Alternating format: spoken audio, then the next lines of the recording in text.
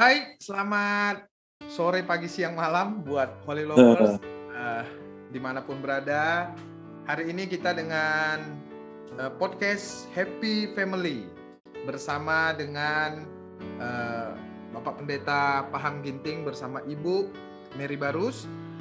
Dan saat ini kita akan membahas konflik dalam rumah tangga.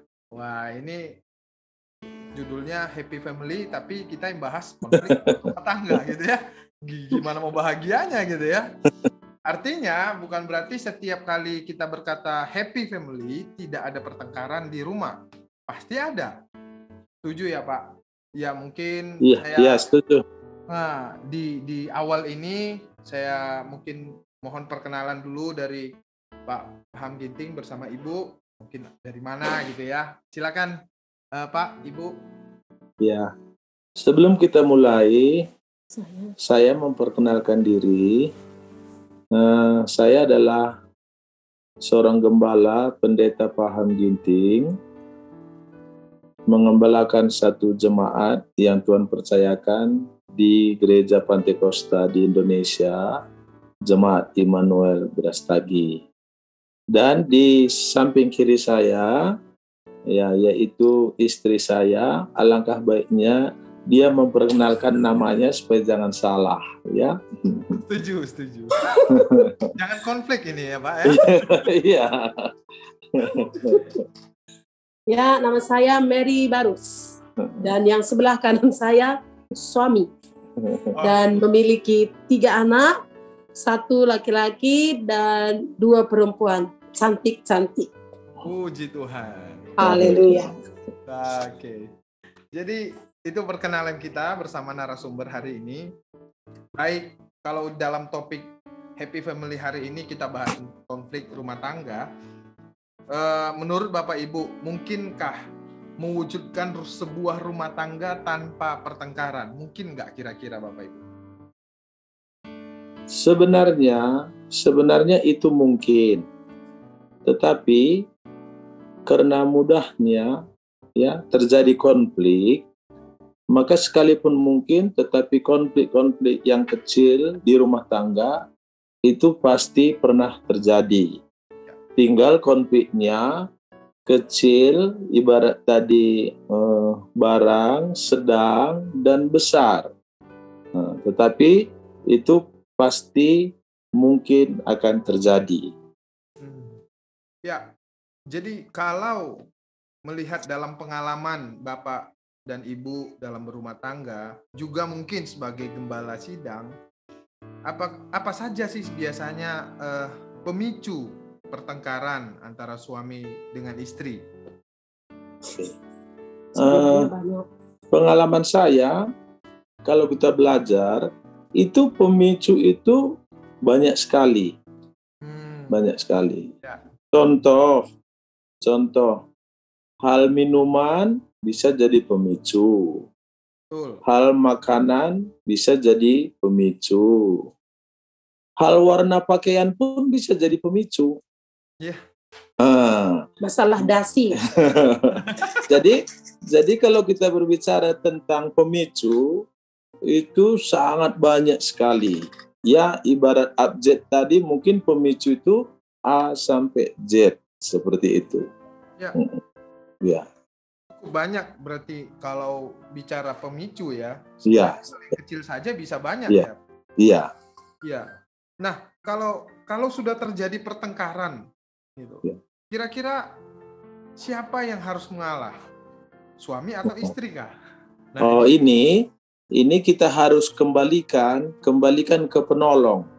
Menurut dia, kira-kira siapa lebih baik yang pertama mengalah? Aku. Ini kita mau dengar.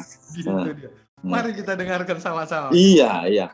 Pengakuannya tadi, ya katanya aku, ya saya, itu sama ya kan? Iya. Jadi saya juga nggak katakan ya bahwa yang pertama mengalah harus saya dan dia.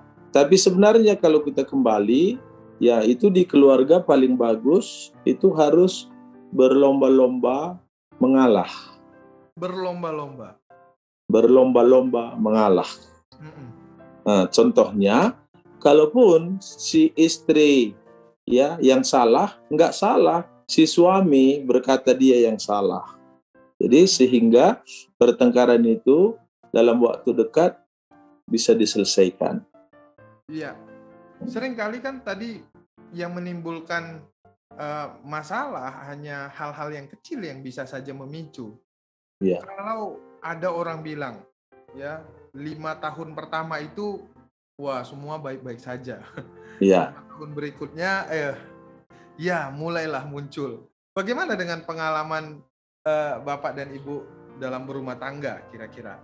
Apakah pertengkaran itu dimulai justru dari banyak pertengkaran atau justru setelah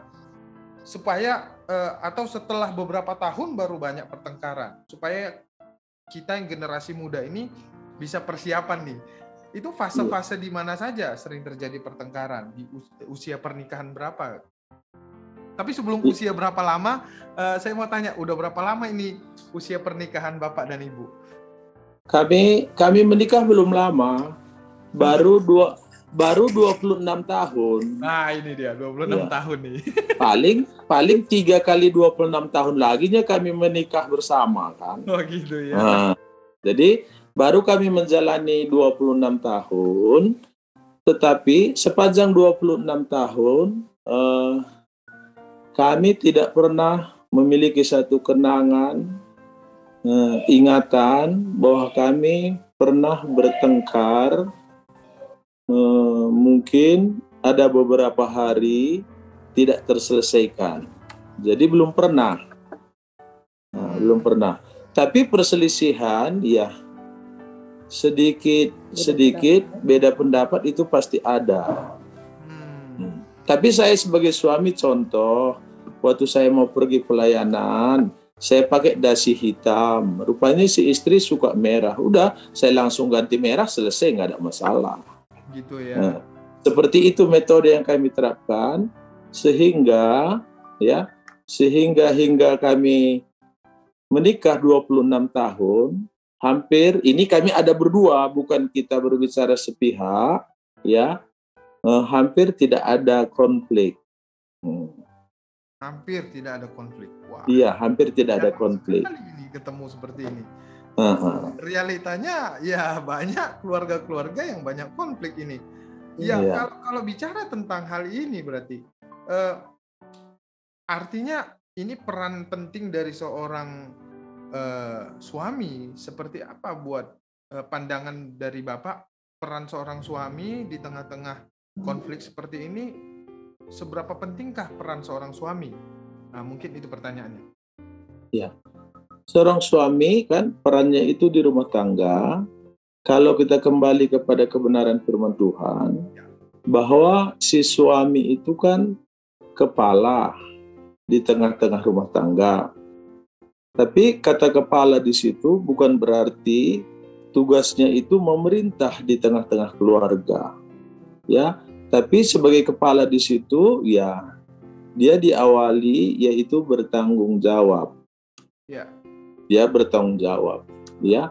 Jadi pengalaman kami kata bertanggung jawab di sini dalam hal apa yang kata bertanggung jawab, tapi kami terapkan, kami kembali belajar kepada firman Tuhan. Ada satu pengalaman ya di dalam Alkitab yang kami tangkap, yaitu Yosua, ya. Dia menunjukkan tanggung jawabnya bahwa dia memiliki statement seperti ini. Aku dan seisi rumahku, kami beribadah kepada Tuhan. Jadi di situ saya menangkap poin-poin, waktu seorang suami, seorang bapak dia bertanggung jawab, dia harus bertanggung jawab dimulai dalam hal-hal rohani. Ya. Nah, suatu saya lakukan itu ternyata ya sekalipun kami tidak bisa mencapai kesempurnaan, tetapi kami rasakan itu satu bahan membuat rumah tangga kami dapat bertahan sampai 26 tahun berjalan. Ya, pasti ada pernah konflik, tapi konfliknya hanya kecil-kecil saja. Dan kami dapat belajar juga melakukan firman Tuhan. Kalau ada konflik, kami nggak tunggu 1 kali 24 jam. Tapi kami belajar sesuai dengan arahan firman Tuhan, ya boleh juga marah, boleh juga sakit hati, tapi kami belajar jangan sampai matahari terbenam. Gitu. Nah ini buat ibu nih. Kalau makin kesini, makin sekarang ini setelah 26 tahun berjalan lagi seterusnya, frekuensi makin berkurang nggak dalam pertengkaran atau makin bertambah? Oh, ini gini, supaya dia balance, seimbang, ya, supaya Bapak juga dapat menangkap sebenarnya, saya berikan juga lah kehormatan kepada istri. Betul. Untuk memberikan jawaban. Ya. Silakan, Bu. Ya, terima kasih. Kalau dilihat dari pertanyaannya, kayaknya pernah juga semakin sering bertambah usia dalam rumah tangga. Kadang mungkin karena usia yang sudah bertambah, banyak juga kadang ngerasa nggak cocok. Kira-kira frekuensinya makin berkurang atau makin bertambah karena usia ini? Kan faktor usia tadi. Iya. Bertambah apa? Berkurang ya? Kalau dilihat dari keduanya ini kayaknya berkurang ya gitu ya. Dari tadi bahagia banget. Waktu diajak cerita tentang pertengkaran kayaknya nggak ada masalah gitu ya. Karena kalau bertengkar bilang kok kami jarang kali bertengkar. Iya benar ini. Iya. Waduh. Jadi kalau mau disaksikan pun pertengkaran tak ada. Oke. Ini kenapa nggak ada? Pertengkaran berarti ya? Iya, karena gini kan, kadangkala memang ada kita rasa nggak cocok, tapi kayak rasa nggak cocok tadi nggak dibawa jadi suasana panas gitu. Jadi nggak cocok pun dia, kita rasa ya udah diredam. Dan kadangkala memang dalam pelayanan kita kan ada juga keputusan-keputusan kayak gitu yang dibuat kadangkala istri merasa tidak cocok gitu kan. Nah, tapi di dalam kadang tidak cocok itu disitulah kadang aku berpikir sebenarnya apa maksudnya kayak gini ya. Maunya kan jangan seperti ini. Kan kasihan begini bagana begitulah kira-kira. Nah, tapi akhirnya direnungkan dan didoakan. Dan akhirnya adalah sifat. Rupanya benar juga apa yang dibuatnya ya. Jadi akhirnya keputusan itu kadang kala nggak menerima, gitu kan, menerima. Tapi kadang pada akhirnya memang pas juga yang dibuat keputusan itu.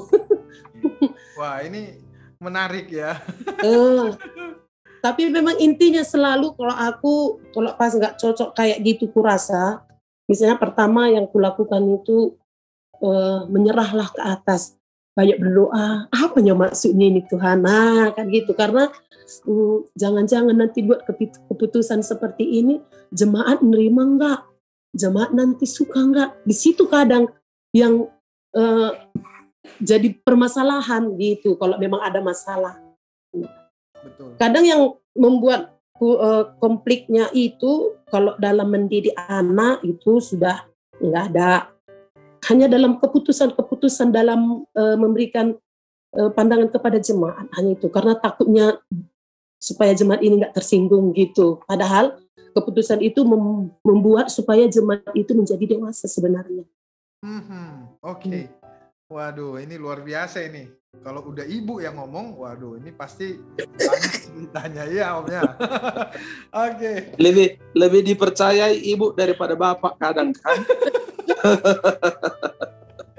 Oke.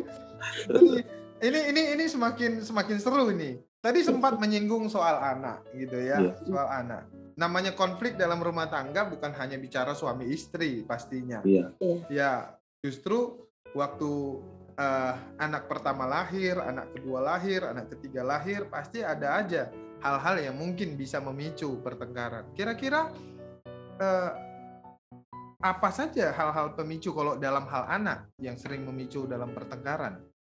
Kalau ini saya duluan ibu dulu nih, biasanya kan ibu lebih dekat ke anak gitu ya. Gini, ini pernah juga saya kayaknya mau marah gitu kan, nggak, sepertinya mau marah, tapi nggak ku sampaikan marahku, gitu, nggak berusaha aku untuk menutupinya, tapi pada akhirnya kadang nggak tertahan juga kan. Nah, contohnya gini, pernah kami ini dalam hal mendidik anak, mereka jalan lah gitu, jalan kami semua jalan ke mall, udah, ini contoh, apalagi kalau anak yang cewek, kadang jalan, aku ditinggal. Aku ditinggal di belakang, dia jalan gini. Si bapak peluk gini anak, jalan dia gitu, aku tinggal. Loh, karena aku pikirkan, loh ini suami ada anaknya yang cewek tuh dirangkulnya dua-dua, aku udah lupa dia bawa aku di belakang.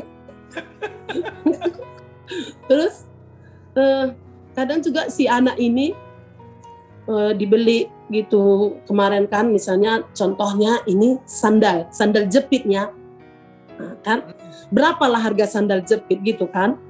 Nah tapi dibeli gitu semua sama anak, aku pernah lupa dia, ya marahlah aku.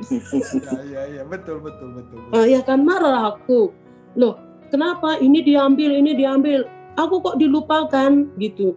Kami pikir tadi ibu nggak suka dengan yang ini, padahal tadi aku pingin juga kan, walaupun sandal jepit, walaupun misalnya aku nggak suka, tapi mereka mau ngerti aku gitu. Kadang itu yang membuat aku marah. Okay. Tapi setelah aku kasih tahu, akhirnya nggak lagi. Udah dibeliin sandalnya berarti ya? Ya udah, lebih bagus dari sandal jepit. Lebih bagus dari sandal. Nah itu lebih bagus. Sering kali masalah itu kan terjadi karena nggak diungkapin ya Ibu ya. Iya. Yang saya lihat ada banyak konflik-konflik dalam rumah tangga. Saya pernah juga ngobrol-ngobrol. Ya suami itu bukan Tuhan juga, tahu isi hati istri gitu ya. Benar. Semuanya harus dikomunikasikan. Jadi sering kali terjadinya konflik karena komunikasi yang kurang baik di antara suami dan istri, bahkan ke anak-anak. Jadi saya lihat ini jadi saya dapat sebuah dari pembicaraan ini ada sebuah kesimpulan adalah komunikasi yang baik itu membangun menurunkan tingkat pertengkaran dalam rumah tangga. Ya, betul. Luar biasa. Nah kalau begitu bisa nggak mungkin dari Bapak apa kira-kira prinsip-prinsip atau etika yang harus dipegang waktu di saat kita menghadapi konflik? Ya mungkin ini bisa dilandasi oleh firman Tuhan. Saya persilakan. Prinsip-prinsip yang saya lakukan waktu ada konflik itu tidak terlepas hanya tertuju kepada firman Tuhan. Ya. Kan kita belajar dalam firman Tuhan bahwa suami itu sebagai kepala. Berarti kalaupun ada konflik sebenarnya ya benar salahnya itu kan tanggung jawab tetap di suami, ya di bapak, ya di pria. Jadi sebenarnya konflik-konflik itu ya saya kembalikan kepada firman Tuhan sehingga konflik-konflik itu minim sekali terjadi, sekalipun pernah terjadi, ya. Dan saya tahu juga itu kenapa minim terjadi, itu tentunya tidak terlepas karena kita selalu belajar banyak mendengar firman Tuhan dan kita banyak belajar melakukan firman Tuhan sehingga terjadi minimnya ya konflik-konflik di tengah rumah tangga. Seperti itu dia. Baik. Wah, ini luar biasa. Nah, kalau antara kedua suami istri ataupun nanti hubungan dengan anak, melihat anak gitu ya, melihat anak.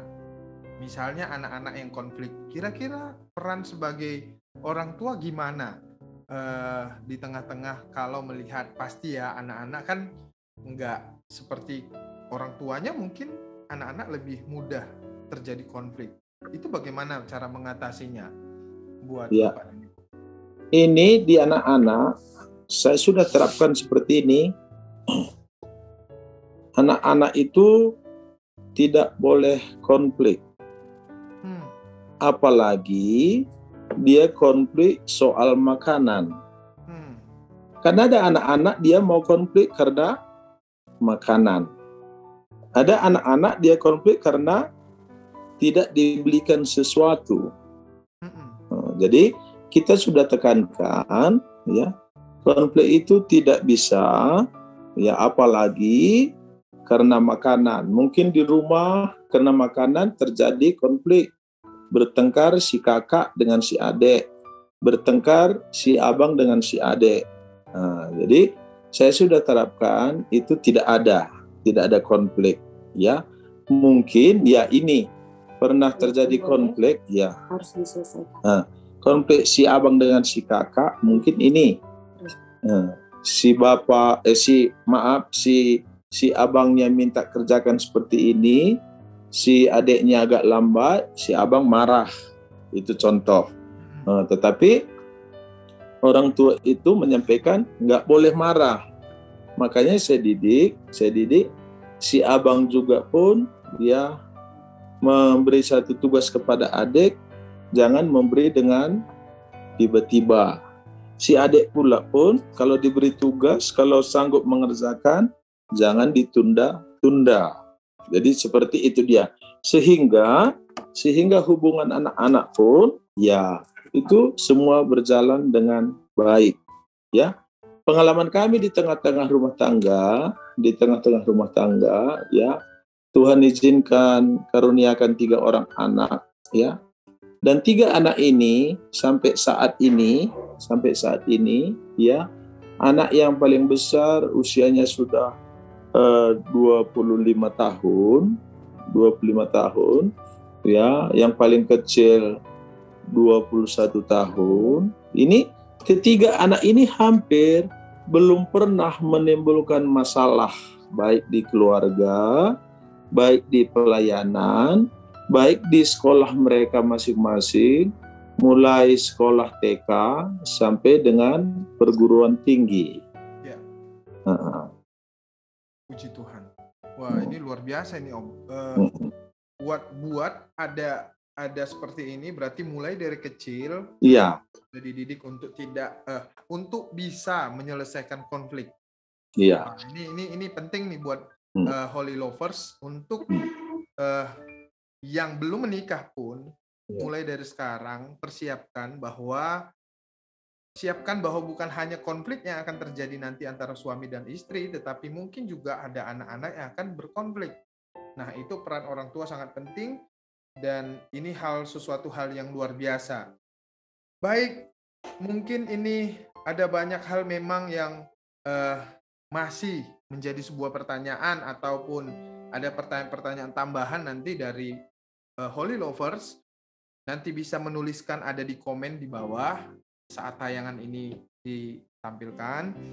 Dan terima kasih buat Pak Paham dan Ibu yang sudah bersama dengan kita saat ini. Waktu juga yang bisa memisahkan kita. Tetapi dari pembicaraan ini sangat luar biasa. Saya ada beberapa kesimpulan seperti bahwa masalah itu tidak bisa tidak diselesaikan. Atau seperti apa ya? Masalah itu harusnya bisa diselesaikan. Tidak ada yang tidak bisa diselesaikan. Jadi buat semua kita yang ada di sini, kuncinya ada di mana? waktu hati kita tertuju kepada firman Tuhan. Firman Ya, Tuhan yang satu lagi perlu saya tambahkan sedikit. Silakan, Pak. Satu lagi, ini juga saya rasakan berkat Tuhan yang luar biasa. Baik. Karena kita tahu ya finansial, uang itu juga adalah salah satu sumber dari konflik. Nah, ini dia. Tapi saya belajar dari firman Tuhan bahwa di tengah-tengah keluarga itu seorang bapa yang harus bertanggung jawab. Tadi saya sudah awali, itu bertanggung jawab mulai dari hal-hal rohani, jasmani, dan segala sesuatunya. Saya mendidik ketiga anak, ya. Ini sampai saat ini, kalau bahasa bebasnya seperti ini. Ketiga anak saya, dia itu boleh dikatakan hampir tidak perlu uang.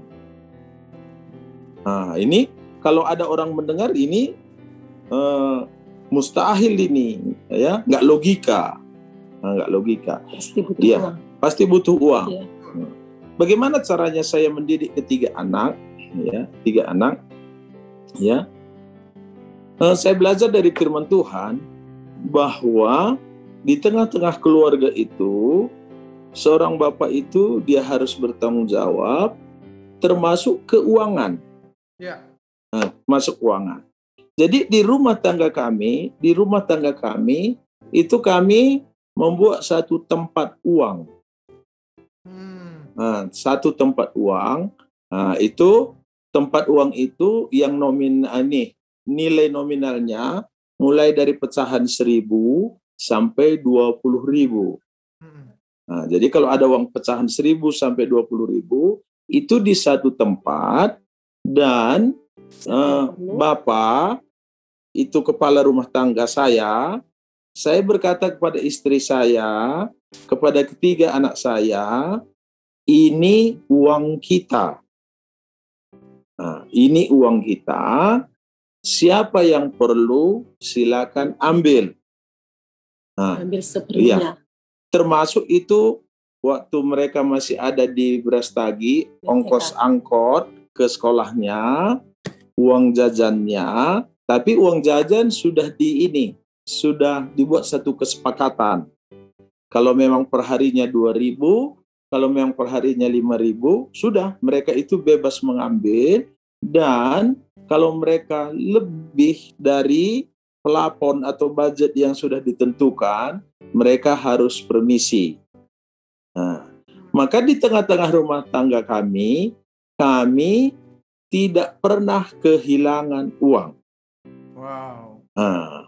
Dan sampai saat ini, misalnya ada 3 anak kami, kalaupun ada orang-orang mengasih uang sama dia, mungkin 5 pecahan 50.000 dari keluarga, dari hamba Tuhan, pecahan 100.000, dia tidak terlalu bangga. Dia tidak terlalu bangga karena diajar dia bukan perlu uang. Yang penting apa menjadi kebutuhannya ada, itu aja. Ya. Apa menjadi kebutuhannya ada. Sehingga kalau kita pada saat sampai saat ini, kalau misalnya Bapak ketemu dengan anak saya gitu ya, ada 3 anak saya, kalau dirogoh mungkin kantongnya, itu boleh-boleh aja, nggak ada uangnya. Nggak ada uangnya, ya. Dan sampai saat ini anak saya sekarang udah tinggal di Jakarta 3. Saya mengirim uang mingguan, ya. Udah lama saya kirim uang mingguan. Itu dia nggak pernah konflik tentang uang mingguan. Waktu saya transfer uang mingguannya, jawabannya hanya satu, terima kasih. Nggak pernah dia kok sedikit kali, ya. Jadi nggak ada kesepakatan. Pokoknya berapa saya kasih, ya, jawabannya hanya satu, terima kasih. Ini sampai saat ini. Sehingga ya saya bersyukur juga sampai saat ini kalau masalah keuangan kami masih saling mempercayai. Sebab saya sudah bangun dari awal, ini uang kita. Sekalipun ada keluarga seperti ini, ada seorang ibu seperti ini dia. Uang ini, uangku katanya. Uang Bapak, uang kita. Gitu dia. Kalau saya bukan seperti itu. Semua yang ada di tempat ini uang kita, pergunakan seperlunya. Tetapi saya awali kata belajar saya dari firman Tuhan itu, ya, mulai Kejadian dan Efesus dikatakan di situ, saya tertancap di situ firman itu, bahwa suatu laki-laki itu meninggalkan ayah dan ibunya, bersatu dengan istrinya. Ya, jadi di situ saya tangkap bahwa setiap pria, ingat, setiap pria yang sudah berani menikah, berarti dia meninggalkan ayah dan ibunya, maka dia harus menjadi pria yang bertanggung jawab. Mulai dari rohani, jasmani, dan segala sesuatunya, termasuk juga yaitu keuangan. Keuangan. Sehingga puji Tuhan, sampai hari ini anak kami mulai TK, ya, sampai anak kami sudah dapat menyelesaikan satu S2-nya, satu sekarang sedang menyusun skripsi, ya, belum pernah menunggak uang sekolah atau uang kuliah. Jadi ini berkat Tuhan yang luar biasa. Wow. Ya, berkat Tuhan yang luar biasa. Jadi saya sebenarnya nggak perlu juga uang.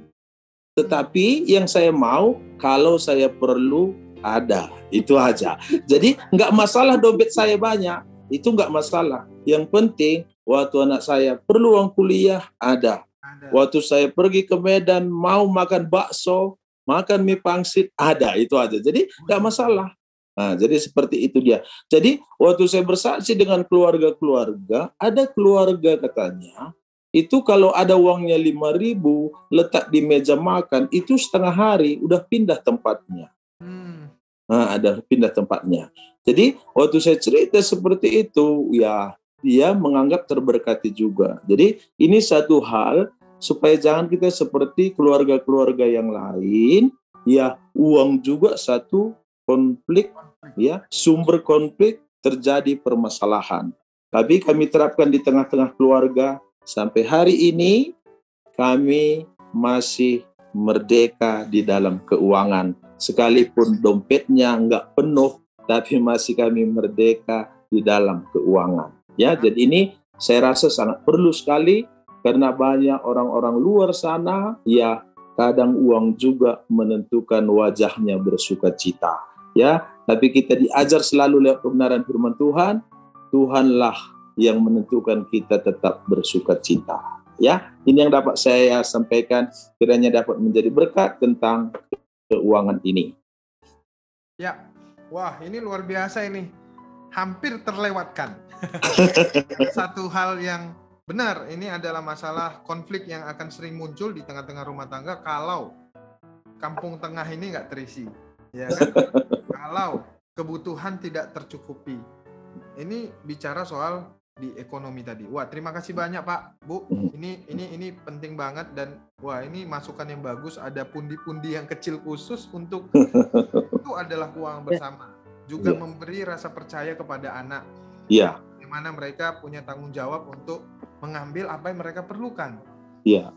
Seperti itulah Tuhan memberikan kepada kita berkat-berkat Tuhan, kita pergunakan sesuai dengan kebutuhan. Wah, terima kasih banyak Bapak Ibu. Sekali lagi, Holy Lovers, mungkin masih pengen panjang ya, tapi kita dibatasi waktu. Sekali lagi saya ucapkan terima kasih buat narasumber yang hari ini sudah ada bersama dengan kita, dan terima kasih buat seluruh yang menonton yang acara ini. Jangan lupa subscribe, like, dan share. Kalau engkau diberkati, bagikan ini kepada teman-temanmu, dan juga jangan lupa tetap jaga kesehatan. Sekali lagi, Tuhan Yesus memberkati kita. Sampai jumpa kembali di segmen-segmen berikutnya di Happy Family, dan kita akan bertemu kembali di Holy Channel ini. Tuhan Yesus memberkati. Kita akan Tuhan Yesus memberkati. Terima kasih. kabarkan Injilnya, selamatkan jiwa. God bless you. Bless you. Tuhan berkati. Haleluya.